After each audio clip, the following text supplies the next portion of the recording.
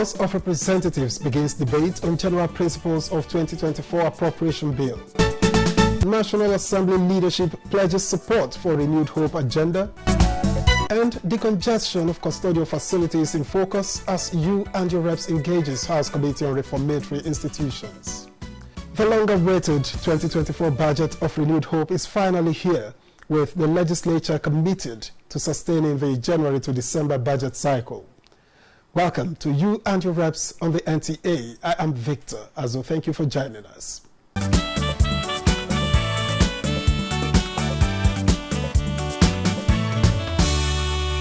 The House of Representatives has described the 2024 appropriation bill as the foundation for renewed hope in Nigeria's economic prosperity, expressing confidence in the Tinubu administration to drive national rebirth and economic recovery.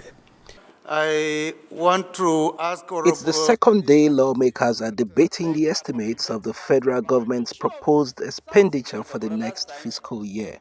The total budget estimate is 7 trillion more than the previous budget. This was done so that within the shortest possible time, Nigeria will feel the impact of the current budget. I have not seen a good budget proposal like this one where the traditional 70 to 75% of recurrent expenditure has now been reduced to less than 50%. And this is a budget that also recognizes that revenue optimization and expenditure efficiency is very critical. We expect that oil production daily will be about 1.7 million barrels. That will be achievable if we continue with the Presidential Amnesty Program of the Niger Delta region. Other lawmakers canvass for quick wins in critical sectors such as transportation and education. The transport sector should also take care of increasing the railway from the southeast to other parts of the country, especially the northern Nigeria. If the people who need our help traveling by rail can be connected from Kogi State to Abuja, it will alleviate the sufferings of so many people. Anytime we are talking about transportation, we don't discuss the riverine.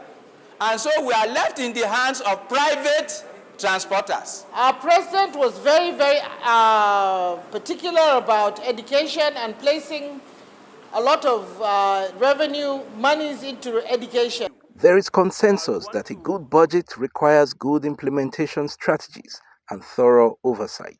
By the end of the year 2024, let's go back and do a review of all the oversight functions we carried out. Let every legislator here go home and constitute what may be called project custodians in various constituencies, so that when these projects are executed, people can assume ownership, make sure they are kept and kept functional.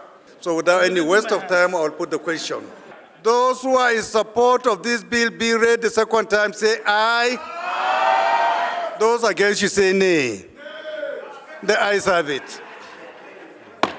The clerk. To authorize the issue from the Consolidated Revenue Fund of the Federation, the total sum of 27,503,404,773,861 naira only. Second reading. The 2024 budget proposal passes second reading, and the scrutiny by lawmakers will now be at the level of standing committees, especially that of appropriation.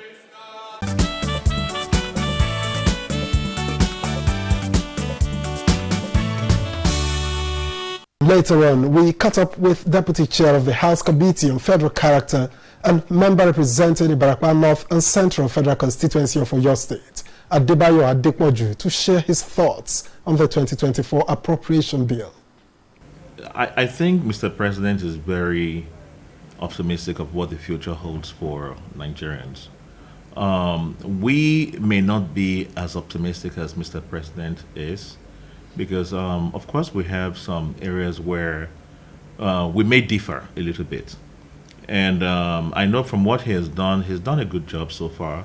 We're hopeful. The budget is named the budget of renewed hope. We're hopeful that the hope of Nigerians will be renewed based on what we have seen. I think there may be a few things that I think would have been better for us to tweak a little bit, and that's where we come in as a legislature.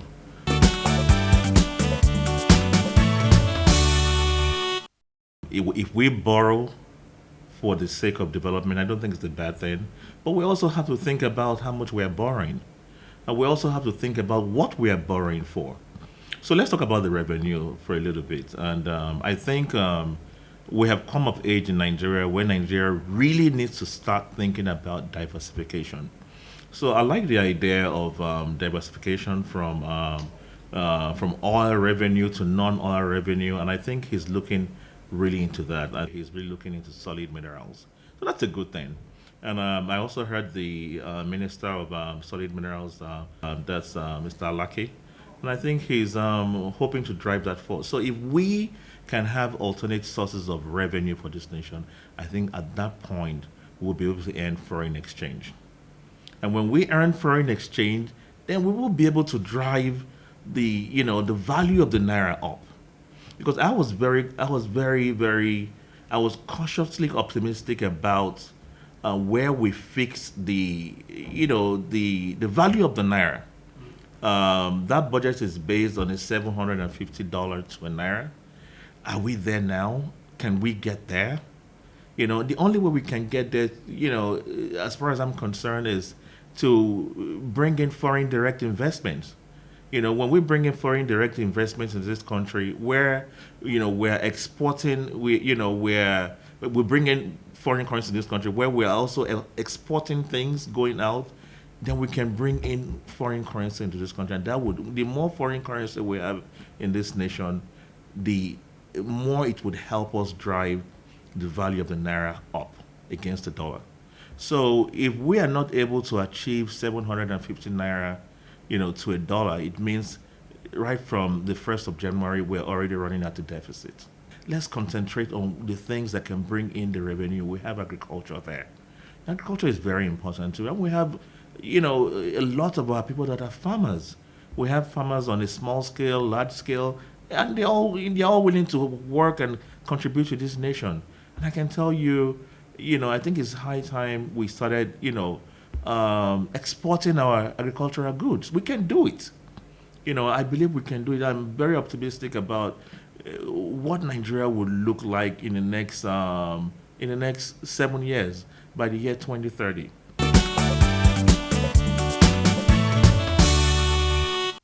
The president, Senator Bola Ahmed Tinubu, laid emphasis on security. That's excellent.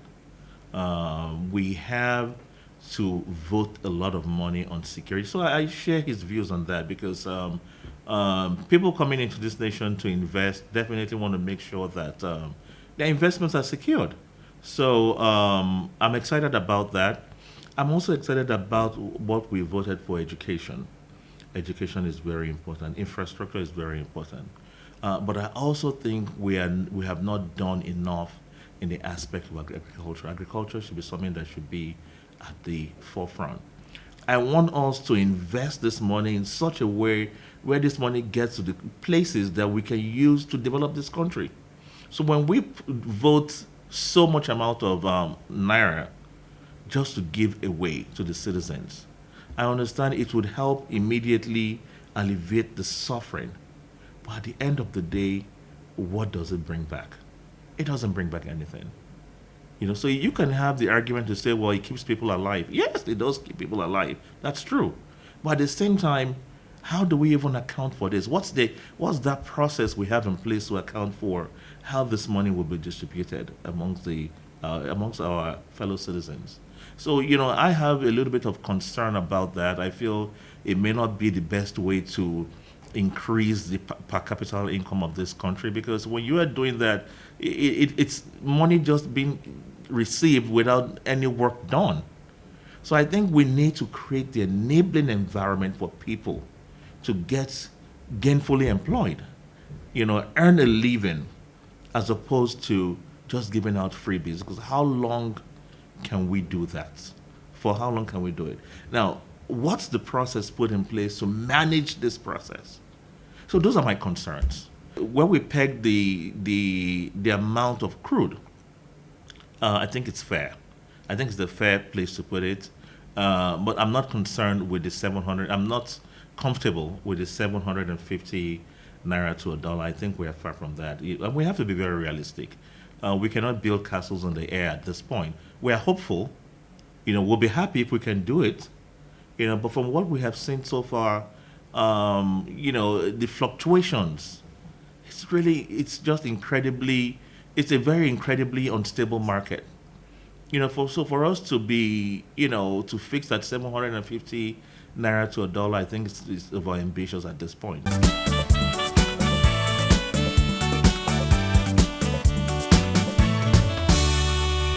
Earlier, leadership of the 10th National Assembly emphasized that the legislature is in sync with the Renewed Hope agenda as it presents an opportunity for the three arms of government to work in unison to meet the hopes and aspirations of all Nigerians.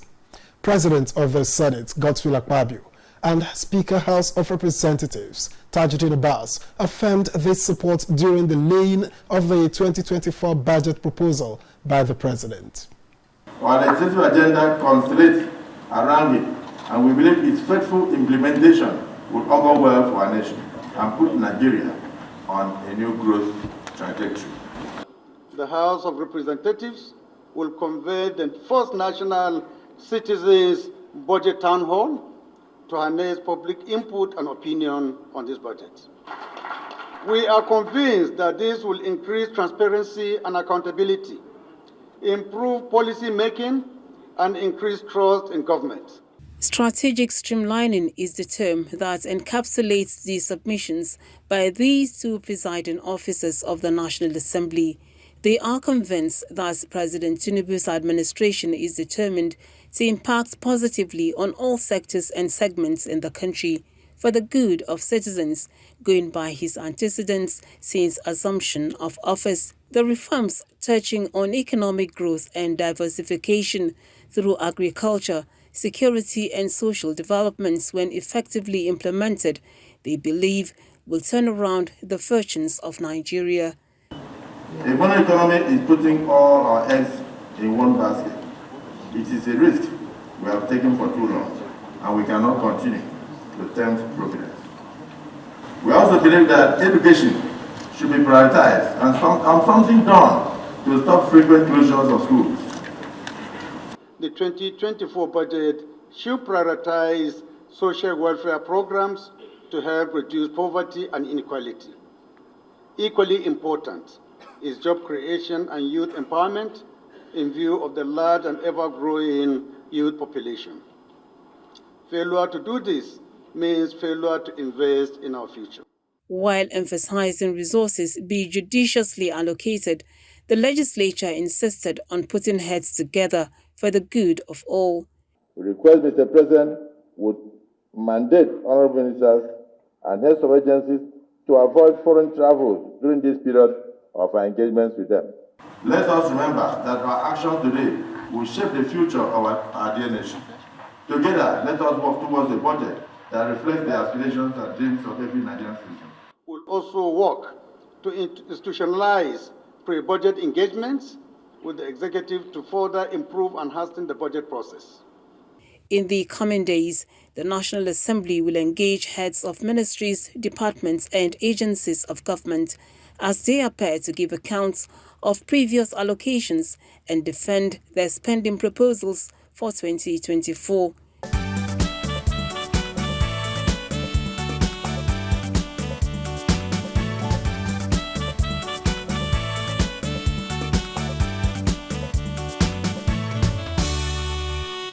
The Minister of Interior has flagged off release of inmates after payment of their fines and compensation, but with only a little more than 4,000 inmates as beneficiaries. It merely scratches the surface, considering that Nigeria's custodial centers are overcrowded by more than 30,000 inmates. What else can be done? These are some of the issues we took up with Chair of the House Committee on Reformatory Institutions, Chinedu. We have seen the overview and the liquidated nature of the correction service in the country. All these correction services were built in before the war. and all of them need a serious attention because it's the key to the Nigerian security, it's the key to the security of this country. The extent of it is necessary for National Security Advisor to the President to take it serious. Let it be given a treatment that we are giving to soldiers. Let it be given a treatment that we are giving to SSS. Let it be given a treatment that we are giving to police. Because if there is a serious attention in rehabilitating, reforming, and reintegrating of these offenders in correction service, the crime in Nigeria will drastically reduce by giving them hope, by giving them alternative, by reintegrating them to the society. Because instead, most of the people that committed the crime go back to regroup where you have break law of order.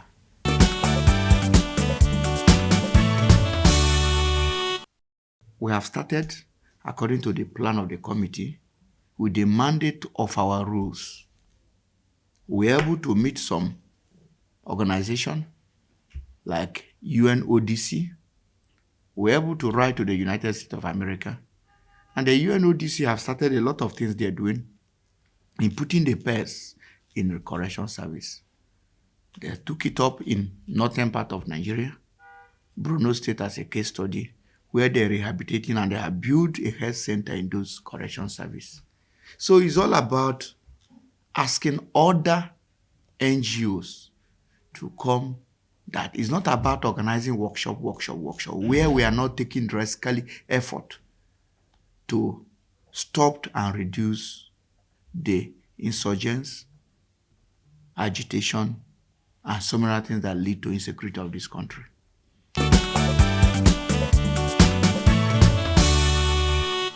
And the greater offender of these correction service people are state offenders. We're looking at the situation by which the state will get involved. We have written to all of them, will get involved, and they have a right now empowered by the Constitution of the Nigeria to establish their own correction service. By doing that, most of those people that are being reminded there because of political will reduce. A situation by which a government find out that they will be paying so huge of amount in keeping inmates. They will find the other way around. And the other way around is that they have so many satellite farms in correction service. We're looking at establishing and reactivating those farms in which there will be surplus production of food and other items that will help the correction service to generate revenue for the country. What we are looking at now is how we can reintegrate them to the society by giving them hope on what they can do so that they cannot indulge into crime again.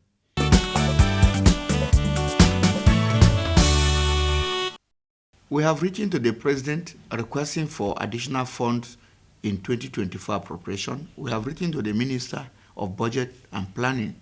We have written to the DG. We have equally written to the Chairman Committee on Appropriation. That is the aspect we are looking at because we are able to have a kind of a calculation what can used to complete all these correction service. Each political zone have 3,000 capacities. And that is what we are doing, which we are having a favorable attention from the federal government.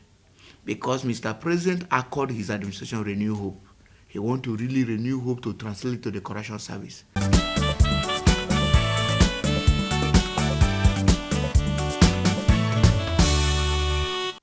Adjournment is a common word in corporate environments. But what is the meaning of adjournment sine die, particularly in Parliament? Chair of the House Committee on Rules and Business, Francis Waiver, is our guide.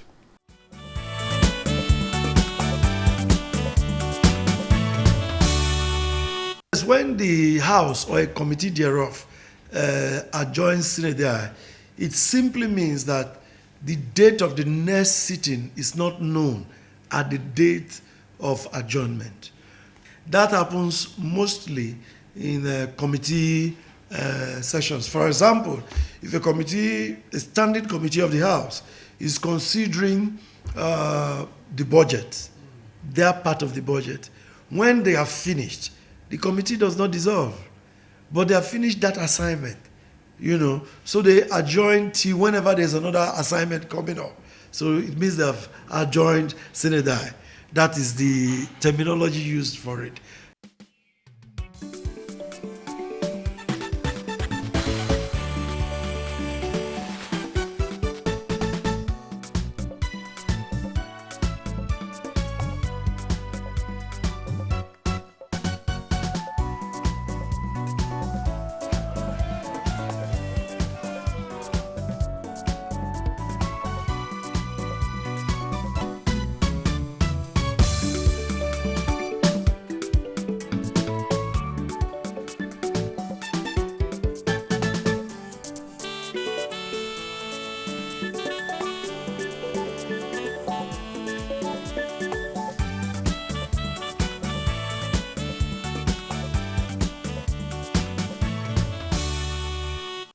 And with security one of the priority areas in the 2024 appropriation bill, the House Committee on Air Force takes center stage. You and your reps engaged its chairman, Kabiru Al-Hassan Rurum, on the state of affairs. The mandate of the committee is to oversee the affairs of Nigerian Air Force, from the training institute to the men and women of the Nigerian Air Force, including their welfare and the living standard of the entire Nigerian Air Force.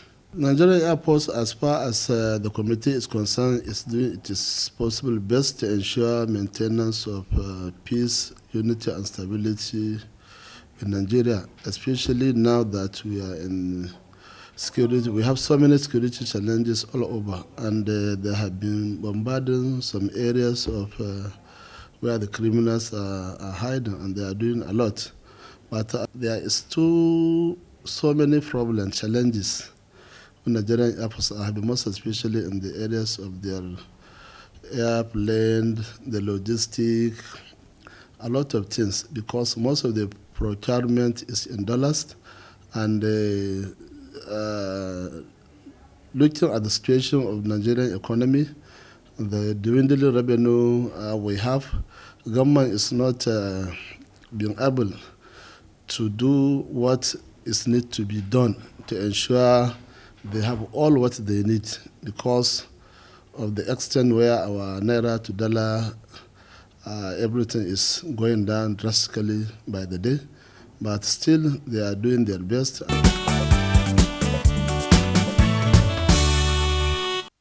We have a series of discussions with the Chief of Air Staff, Air Marshal Hassan Abubakar, and we are going to meet again to ensure we requested what they need to get, most especially in this 2024 budget. In the supplementary budget, as you all know, they have some amount of money allocated to Nigerian Air Force, where we are expecting them to also continue to do what is right with the money, to ensure Nigerian Air Force live it is to name and the standard that we are expecting them to be. With the caliber of men and women that we have in the Nigerian Air Force, I believe if we give them the necessary support, cooperation, and enough resources, they can go a long way in ensuring the safety of life and property of all Nigerians, most especially, they covers the Nigerian airspace.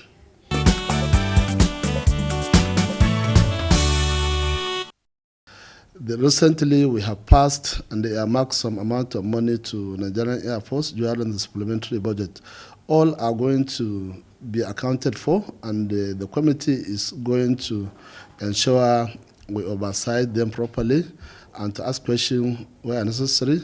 And if there is anything, we have to let Nigerians know.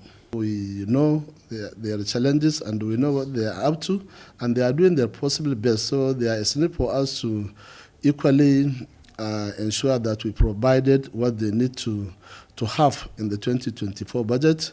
We spoke to the number of the people involved, from the budget department to the appropriation committee in the House, to ensure adequate budget provision for the Nigerian Air Force, so as to allow them to work properly, and Nigerians can now have enough reason to ask them questions and to know what are they doing with the Nigerians' money or the resources allocated to them.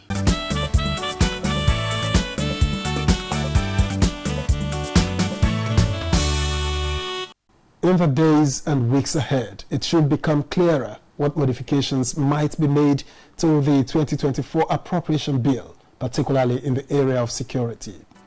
That does it on You and Your Reps. Many thanks for watching. I am Victor Azu. Join us again.